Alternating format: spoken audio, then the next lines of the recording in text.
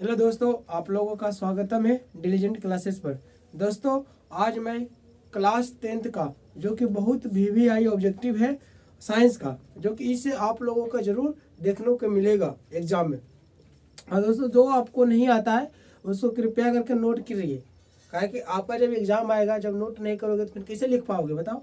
एक और रिवीजन करो, जो आता है उसको नोट नहीं करना है, जो नहीं आता है मान लो कि दो ही क्वेश्चन नहीं आता, दो क्वेश्चन को नोट करो और उसको रिवाइज करना है। ओके, चलते हैं दोस्तों। आज फर्स्ट क्वेश्चन चलते हैं। मानव में डायलिसिस थैली क्या है? मानव में डायलिसिस थैली कहाँ होता है? तो नेफ्रॉन में होता है दोस्तों। कहाँ होता है? नेफ्रॉन में। मानव कवक में पोषण की कौन सी विधि है? कवक में पोषण की कौन सा विधि है? मृत्युजीवी। कौन सा विधि है दोस्तों? मृत्युजीवी। दही के जमने में निम्नलिखित में कौन सा विधि है? दही को जब जमता है तो निम्नलिखित में कौन सा विधि है? तो अपघटन नहीं होगा, अपघटन तो नहीं होता है ना, वो उत्सर्जन नहीं है, किम्बन। किम्बन, जब दही जमता है तो उसमें छोटे छोटे कण पाए जाते हैं, जिसके कारण से दही क्या हो जाता है, जब गांव चल भाषा में बोलते हैं कि जोड़न डालते हैं, उसमें जोड़न डालते हैं तभी तो दूध को क्या करता है, सभी को एक साथ छोटे छोटे अणुओं में जोड़ लेता है, तभी वो दही बन जाता है, दूध से दही। अब पूछ सकता है कि दूध से दही बनना कौन सा रासायनिक अभिक्रिया है? तो तुम्हारा कौन होगा दोस्तों?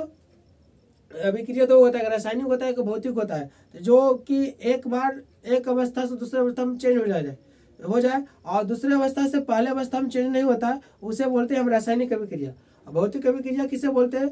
जो कि एक अवस्था से दूसरे अवस्था में चेंज हो जाए और दूसरे अवस्था से भी फिर पहले अवस्था में आके चेंज हो जाए। जैसे तुम्हारा गोईठा से गोबर बनना, गोबर से गोठा बनना, फिर गोठा कौन बना सकते हैं? गोबर।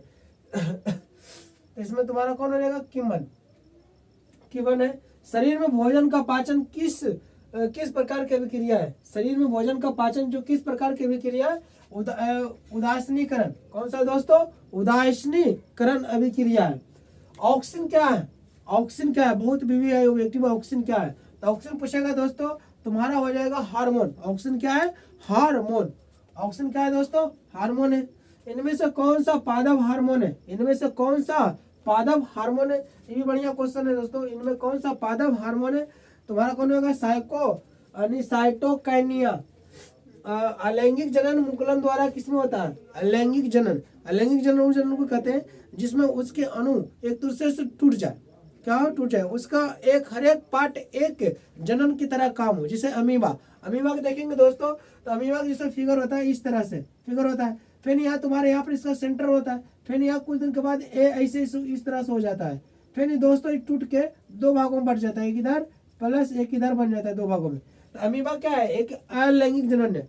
जब इसने पूछ दिया कि अलैंगिक जनन मुकुलन द्वारा होता है, जब मुकुलन द्वारा को बोलेगा तो ईस्ट में होता है दोस्तों। ऐसे पूछ देगा कि अलैंगिक जनन कौन है, इसमें कौन होगा तुम्हारे पास? अमीबा होगा, मगर मुकुलन द्वारा ईस्ट में होता है।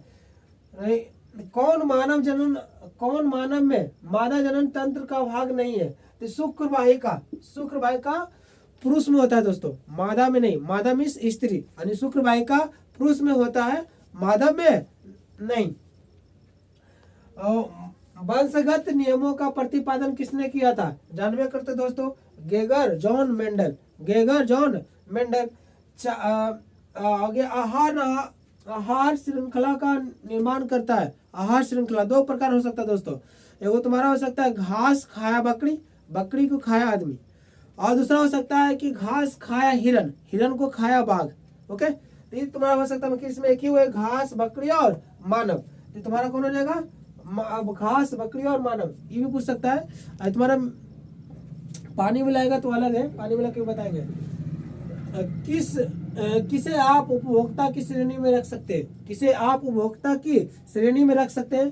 तुम्हारा कौन हो जाएगा दोस्तों? हरे पौधे नहीं, हरित लवक नहीं, जंगली जानवर। जंगली जानवर तुम्हारा उपभोक्ता के श्रेणी में। तरंग दैर्घ्य की समानता यानी समानता व्यक्त किया जाता है, यानी कि पूछ रहा है दोस्तों कि तरंग दैर्घ्य को किससे मापा जाता है? तो तरंग दैर्घ्य एक तरह से लेंथ होता है। ओके, तो ये तुम्हारा मीटर से, ठीक है, जिसमें मीटर रहेगा वो भी नापा जाता है।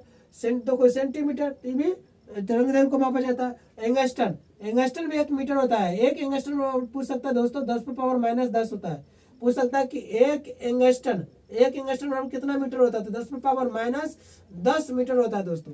एक एंगस्ट्रॉम बराबर कितना 10⁻⁻10 मीटर। इसमें सभी है, इनमें कौन होगा तरंग दैर्घ्य का मापक, इनमें से सभी। अवतल लेंस का आवर्धन क्या आता है, अवतल लेंस का आवर्धन क्या आता है, तो अवतल लेंस का जो आवर्धन होता है दोस्तों, कोई भी लेंस हो, अवतल हो चाहे उत्तल हो, उसका आवर्धन डायरेक्ट होता है V/U। क्या होता है दोस्तों, V/U।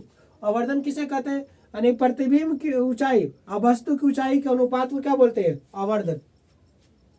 नाभिकीय विखंडन को नियंत्रित करने के लिए किस प्रयुक्त किया जाता है, यानी किसका प्रयोग किया जाता है नाभिकीय विखंडन को रोकने के लिए। तुम्हारा इसमें एक ही है दोस्तों, कैडमियम। कैडमियम का रड होता है, छड़ होता है जिसको बोलते हैं। अमीटर से क्या मापा जाता है, अमीटर से क्या मापा जाता है दोस्तों, बताओ। तुम्हारा कौन होगा, धारा। अमीटर से कौन मापा जाता है, धारा। डायनेमो यांत्रिक ऊर्जा को किस रूप में बदलता है, डायनेमो जो होता है दोस्तों यांत्रिक ऊर्जा को विद्युत ऊर्जा में बदलता है। किस ऊर्जा में, विद्युत ऊर्जा में। कहाँ पर बी पूछ सकता है कि डायनेमो में कैसी करंट को, कैसा धारा को उत्पन्न किया जा सकता है, दोनों डीसी और एसी दोनों। डायनेमो में कैसा धारा उत्पन्न किया जा सकता है, एसी और डीसी दोनों होता है। लेंस में कितने फोकस होता है, लेंस में 2 फोकस होता है दोस्तों। लेंस में कितना फोकस होता है, 2। इस तरह से लेंस है, एक तुम्हारा प्रथम फोकस होता है और द्वितीय फोकस होता है। प्रथम फोकस का काम क्या होता है कि समूह कक्ष के समांतर आने वाली किरण उसको एक जगह मिला दे। लेंस के अपवर्तन के बाद जो एक बिंदु पर मिला देते, उसी का नाम तुम्हारा क्या होता है, प्रथम फोकस। और द्वितीय फोकस क्या होता है कि एक बिंदु से निकलकर सभी जगह क्या हो जाए, फैल जाए। एक बिंदु से निकलकर जो मुख्य कक्ष के समांतर चला जाए उसे द्वितीय फोकस करते हैं।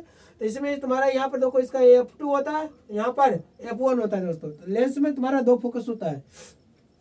दीर्घ दृष्टि दोष के लिए निवारण करने के लिए किसका प्रयोग किया जाता है, यानी कि दीर्घ दृष्टि दोष, जिसे बोल सकते हैं दूर दृष्टि दोष के भगाने के लिए, यानी खत्म करने के लिए किस लेंस का प्रयोग किया जाता है। देखो इसका ट्रिक है, दू में रहेगा तो ऊ, दू में ऊ और नी में आ। अगर जब निकट पूछेगा तुम्हारा आ मतलब अवतल लेंस होता है, और तुम्हारा दू में ऊ मिस हो गया, उत्तल लेंस कौन होगा दोस्तों, तो उत्तल। दूर पूछ रहा है ना, तो उसमें उत्तल लेंस कौन है तुम्हारा, ए नंबर। प्रिज्म प्रकाश की कौन सी परिघटना घटित होती है, प्रिज्म प्रकाश की कौन सी परिघटना घटित होती है, तो बताओ दोस्तों, वर्ण विक्षेपण। प्रिज्म के द्वारा हम प्रकाश के, सूर्य के प्रकाश को 7 रंगों में क्या कर सकते हैं, बांट सकते हैं। तो तुम्हारा उस घटना क्या कहलाता है, वर्ण विक्षेपण। समान नेत्र के लिए दूर बिंदु कितना आता है, समान नेत्र के लिए, यानी जो मानव है, जो स्वस्थ मानव है, उस कितना दूरी तक देख सकता है दूर बिंदु, तो अनंत दोस्तों। कितना, अनंत दोस्तों। इसमें तुम्हारा क्वेश्चन पूछ सकता है कि मानव यानी स्वस्थ मानव के लिए, समान मानव के लिए जो स्पष्ट रूप से देखने के लिए कितना सेंटीमीटर हो सकता है, तो 25 सेंटीमीटर याद रखना दोस्तों। कितना, 25 सेंटीमीटर। चाहे पूछ सकता है मतलब कितना दूरी तक अधिकतम दूरी देख सकता है साफ बढ़िया से, तुम्हारा कौन हो जाएगा, 25 सेंटीमीटर। मगर पूछ रहा है इसमें दूर बिंदु, इसमें साफ नहीं बताया, क्लियर नहीं बताया, इसलिए तुम्हारा कौन रहेगा, अनंत। जय हिंद दोस्तों। अगर आपको अच्छा लगे तो लाइक और कमेंट जरूर करना। जय हिंद दोस्तों।